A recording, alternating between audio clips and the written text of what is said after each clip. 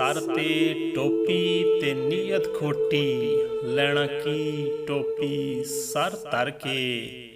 तस्बी free पर दिल ना फिरिया, लैना की तस्बी हथ फड़ के।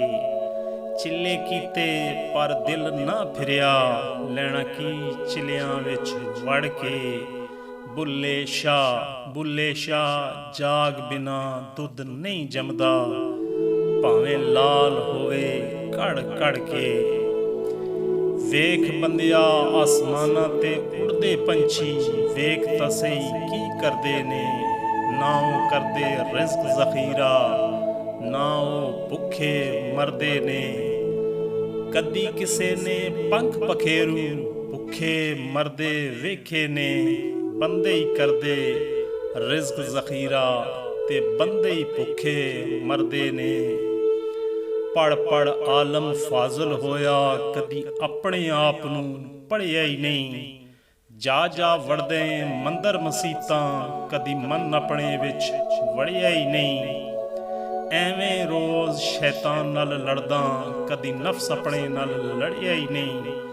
बुल्ले शाह आसमानी उड़दियां फड़दा, जेड़ा घर बैठा ਉਹਨੂੰ फड़िया ही नहीं। कोई बन गया ही रौनक पखियां दी, कोई छोड़ के शीश महल चलिया।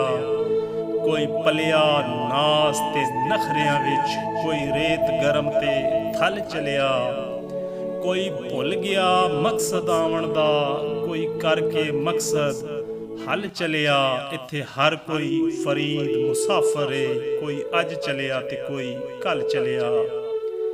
चलिया इश्क कमान औखा, किसे नूं यार बनाना औखा। प्यार प्यार ते हर कोई बोले, करके प्यार निभाना औखा। हर कोई दुखां ते हस लैंदा ए, किसे दा दर्द वंडाना औखा। इस इश्क दी रीत अनोखी ए, इत्ते नैन मिला के लुट लैंदा।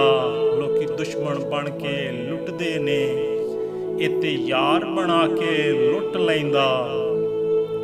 जिथे इश्क ने जाती पाई ए, उत्थे अक्ल ने होश गवाई ए।